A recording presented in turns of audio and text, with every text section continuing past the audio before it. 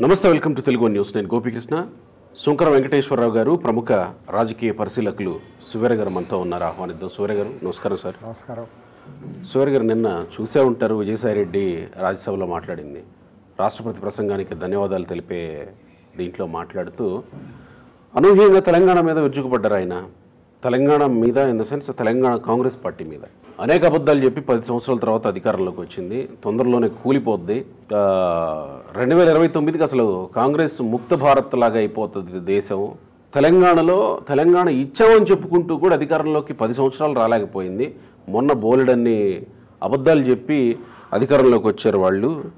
So 2024 ఎన్నికల్లో రాహుల్ గాంధీ కూడా గెలవడు, 50 ఏళ్లలో ఎన్నడూ అభివృద్ధి చేయలేదు, మొత్తం ఇదంతా గ్రాండ్ ఓల్డ్ పార్టీగా అయిపోయింది కాంగ్రెస్ పార్టీ. ఆ పార్టీలో ఉన్నప్పుడు వెనుకబాటుతనం మనల్ని, అంటే భారతదేశాన్ని పీడించింది. వెనుకబాటుతనం కాంగ్రెస్ పార్టీ అధికారంలో ఉన్నప్పుడు, కాంగ్రెస్ నిద్రాణ స్థితిలో ఉన్నప్పుడు మాత్రమే దేశం అభివృద్ధి బాటలో పయనించింది. కాంగ్రెస్ వెన్నెముక లేని పార్టీ, కాంగ్రెస్ను మోసకారి పార్టీ అని పిలుస్తాను నేను. వాళ్ళ డట్టి పాలిటిక్స్ కారణంగానే వాళ్లకు ప్రజలు ఓ గుణపాఠం నేర్పారు. వాళ్ళు కుటుంబ రాజకీయాలు నడుపుతారు. దాని మూలంగా 2019లో ఏపీలో 100 కన్నా తక్కువ వచ్చాయి. సరే, ఇది కాంగ్రెస్ పతనం స్పష్టంగా కనిపిస్తుంది జాతీయ స్థాయిలో. 2024లో 40 సీట్లు కూడా కాంగ్రెస్ వాళ్ళకి రావు సొంతంగా. ఇది విజయసాయిరెడ్డి ఒక్కసారిగా రాజ్యసభలో రాష్ట్రపతి ప్రసంగానికి ధన్యవాద తీర్మానం చెప్తూ ఇలా ప్రసంగించాల్సిన అవసరమే వచ్చింది కాంగ్రెస్ పార్టీ మీద. ఎందుకు ఇంతలా ఒక రకంగా విరుచుకుపడిపోయారు? గోపి గారు, కొన్ని పేర్లు ఎత్తడానికి కూడా అసహ్యం. నేను ఇక్కడికి వచ్చే వరకు కూడా మీరు ఏ సబ్జెక్ట్ మాట్లాడుతున్నారో నాకు తెలియదు. ఇక్కడికి వచ్చిన తర్వాత మీరు ప్రస్తావించేటప్పటికి నాకు ఆ పేరు ఏంటంటేనే చీమల జేర్లు బాకినాయి, కంపరం. ఇప్పుడు ఆ పేరు విన్నందుకు నేను ఇంటికి వెళ్ళి ప్రక్షాళన చేసుకోవాల్సినంత ఇది ఏర్పడుతుంది. కొంతమంది కొన్ని పేర్లు ఎత్తాలన్నా కూడా మన నోరులు అశుద్ధమైపోతాయి. కొంతమంది అట్లా జీవోత్సవాల్లాగా ఉంటారు. మేము కూడా మనుషులో లెక్కలాగా ఉన్నామని చెప్పి ఒక జనాభా లెక్కల కోసం కొంతమంది ఉంటారు. అటువంటి వాళ్ళు ఇప్పుడు మీరు ఉదహరించిన వ్యక్తి అటువంటి వాడు. దిగజారిన వ్యక్తిత్వం, దిగజారిన సంస్కారం, అతని భాష, అతని వ్యవహార శైలి, అటువంటి వాళ్ళు రాజ్యసభకు రావడం దురదృష్టకరం. భారత రాజ్యాంగం అపహాస్యమైంది. రాజ్యసభ లాంటి ఉన్నతమైన సభల్లో అటువంటి వ్యక్తులు రావటం అనేది పార్లమెంటే పతనం అయిపోయిందనే పరిస్థితి అనుకోవాలి మనం.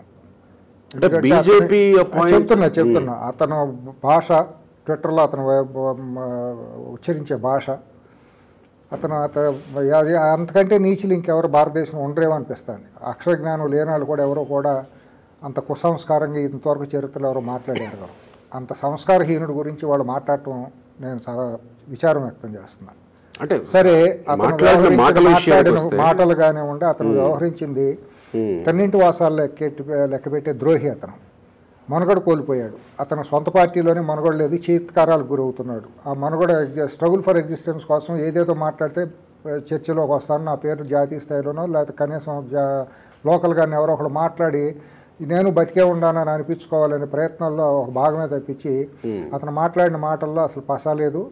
దాని గురించి చర్చ కూడా అనవసరం అనిపిస్తుంది. ఎందుకంటే అతను వచ్చిందే కాంగ్రెస్ పార్టీ వేసిన బెచ్చపు మెతుకులు తిని పైకి వచ్చిన మనిషి.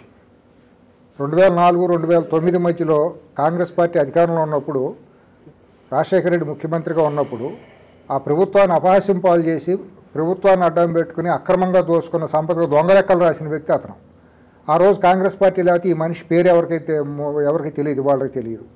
ఆ రోజు కాంగ్రెస్ పార్టీ చెడ్డ పేరు వచ్చింది. కాంగ్రెస్ పార్టీ ఎంత దారుణంగా ఇది దెబ్బతింది అంటే ఇటువంటి ద్రోహులు ఆ పార్టీని అడ్డం పెట్టుకుని చేసిన దారుణాల మూలానే పార్టీ భారీ మూల్యం చెల్లించుకోవాల్సిన పరిస్థితి వచ్చింది.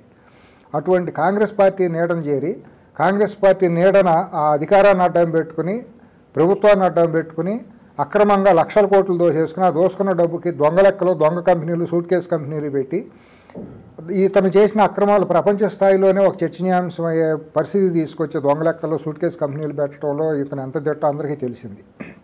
ఇవాళ పలు సిబిఐ కేసులు, ఈడీ కేసులు విచారణ పెండింగ్లో పెట్టుకుని కోర్టులకు వెళ్లకుండా మొహాలు సాటేసుకుంటా అధికారాన్ని అడ్డం పెట్టుకుని కేంద్రంలో ఉన్న బీజేపీ ప్రాప్తం పొందుతా, బీజేపీ కనుసన్నల్లో నడుస్తా, బీజేపీ దయాదాక్షిణ్యాలతో వాళ్ళకు కోర్టుల్లో వాయిదాలు విచారణ ఆపించుకున్న దౌర్భాగ్యులు వీళ్ళందరూ. దీంట్లో ఈ పాపంలో బీజేపీ పాత్ర కూడా ఉంది. ఇవాళ బీజేపీ వైసీపీ బీజేపీ రాజకీయ వ్యభిచారం చేస్తున్నారని చెప్పడంలో ఎటువంటి సందేహం లేదు.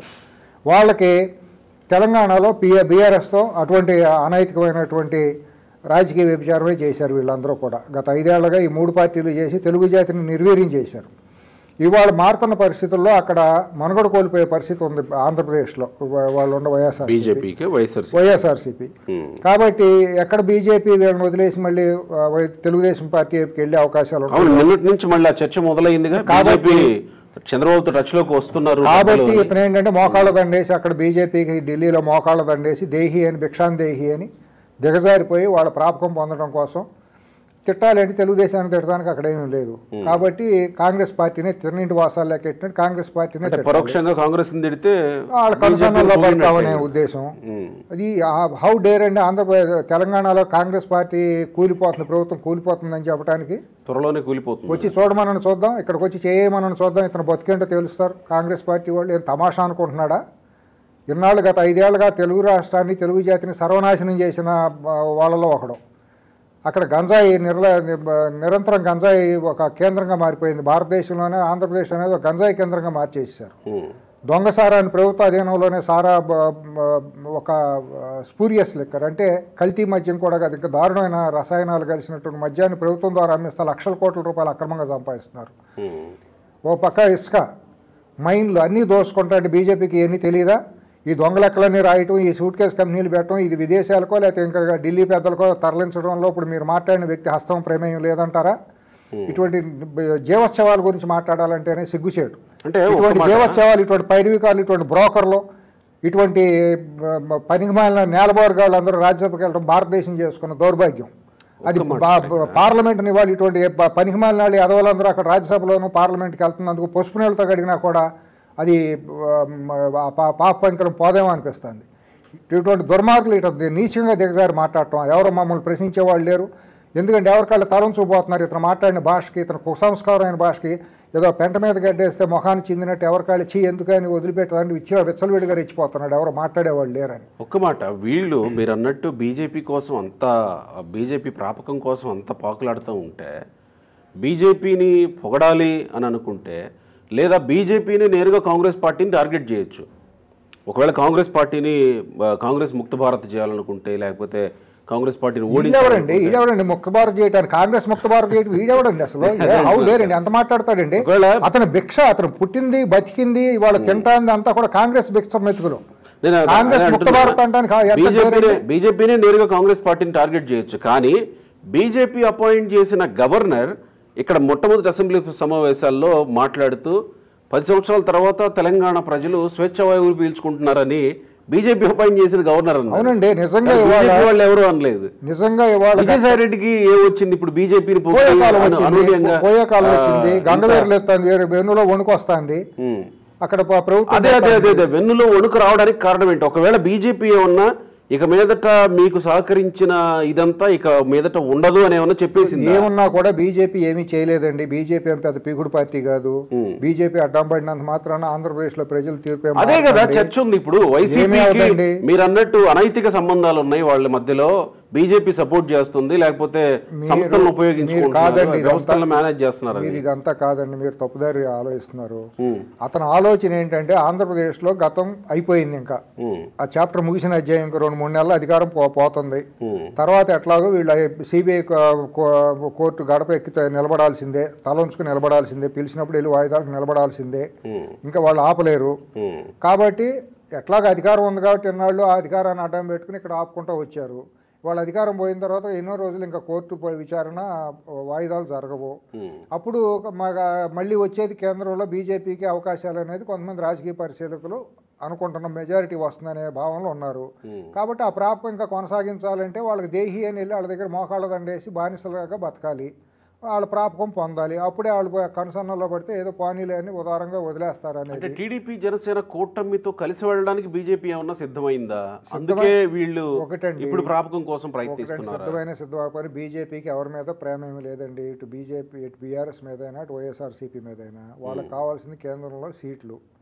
ఏమండి, నిన్నమొన్నటి దాకా వాళ్ళకి ఎక్కువ సీట్లు ఉన్నాయి, రాజ్యసభలో సీట్లు ఉన్నాయి కాబట్టి వాళ్ళని చేసుకున్నారు. ఇక్కడ బీఆర్ఎస్ చేసిన పాపాలని తప్పులను కూడా కవర్ చేసుకుంటా ఇవాళ భారీ మూల్యం బీజేపీ చెల్లించుకుంది. దక్షిణ భారతదేశంలో ఒక ద్రోహిగా మిగిలిపోయింది బీజేపీ.